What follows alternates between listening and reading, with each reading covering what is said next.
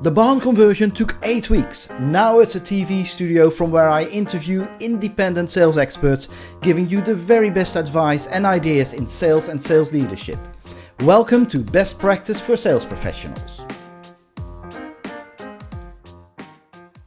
And today I am absolutely thrilled to speak with someone who is fast becoming a legend in supporting SaaS businesses scale their sales team skills. Not only that, he actually practices what he preaches. It's Thibaut Souyris, the founder of Sales Labs and also the CEO. Thibaut, welcome to the show. Thanks, Gert. Really happy to be there. So my French tells me I should say bienvenue à la mission. Yeah, that's exactly it. Yeah, that's good. Good job. Great. Listen, so you train and coach B2B sales teams to start more conversations and close more deals faster.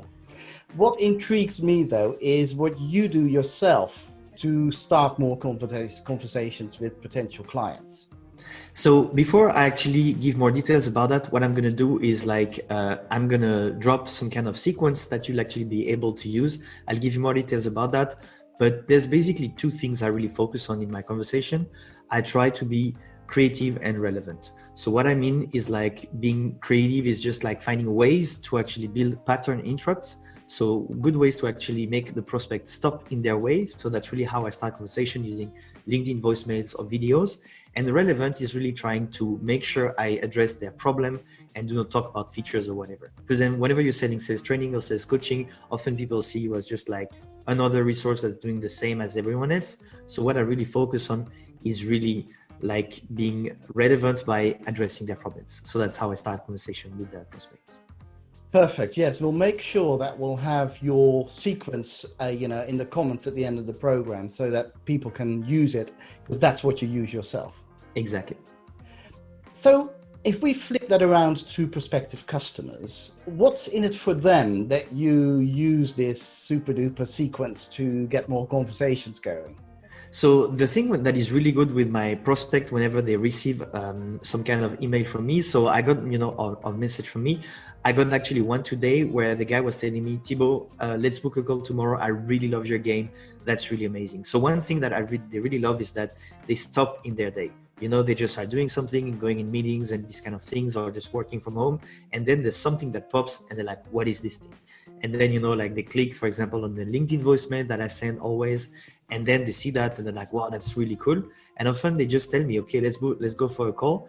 And just the cold outreach that I do for them is actually providing them value. And what they tell me often is that, okay, I've tried, I've received your voicemail. I've tried to actually implement that in my organization and it works like crazy. So they're really excited about that. And that's what they get. So when you say it works like crazy, give me some numbers. So it's actually something that is really exciting there is that for me, it's even crazy hard to actually realize it, but I get up to 55 or 58% answer rate. So out of 100 people contact, I will have 55 or 58 that will answer. And out of this, I will book 12 to 25% based on the type of sequence I do. So out of 100 people, I will talk and have conversation with 12 or 25. And the best is that it only takes me 30 minutes a day. So I do 5 touch points, over 12 business days.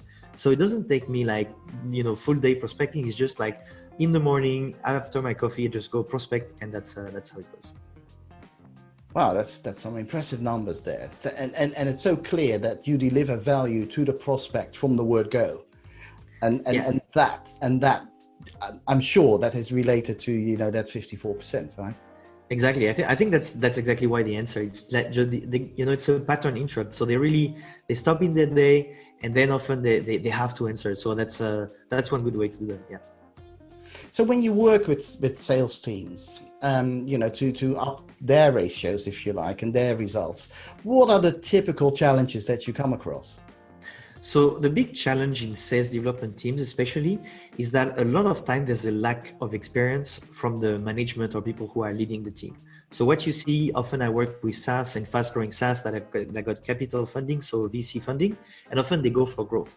So often what you do is if you're an SDR or BDR, you're hired and your boss has typically 6 months of experience more than you, and she or he was an intern, and then he became like a head of sales development because the company grew super fast.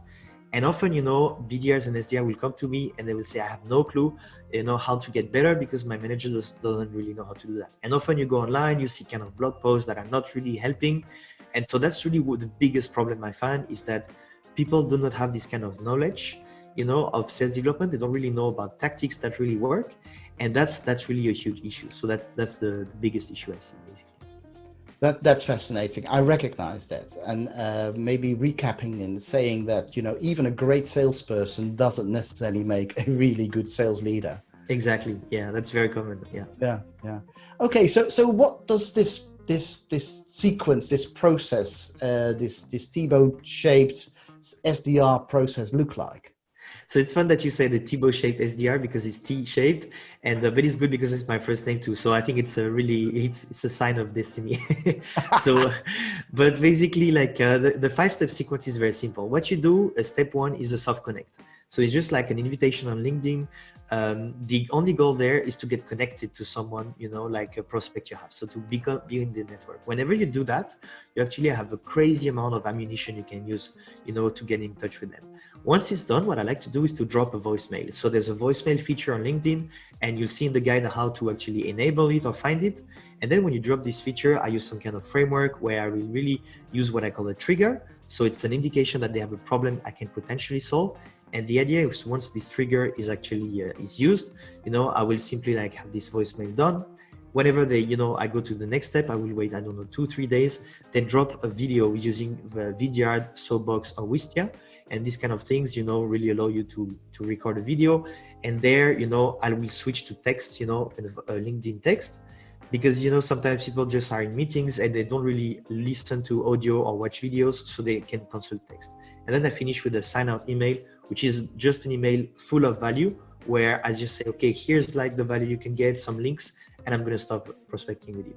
That's the sequence. Wow. And I can see that hit rate would be, or success rate would be a lot higher, because you're very bespoke and researched, particularly around the trigger piece that you mentioned. Yeah, exactly. And it's really like focusing on the problem, as I said before, the prospects have. You don't talk about features, you just like understand what issue they're trying to solve and show that this understanding there. Yeah, that's fascinating. And I can absolutely see where you're coming from. So the environment is changing rapidly. Who are going to be the winners and who are going to be the losers as far as business development is concerned? So I think in terms of business development, the winners will be the people who can actually use the left side of their brain. So the creative side of their brain. I don't know if it's right or left, but there's one side that is creative.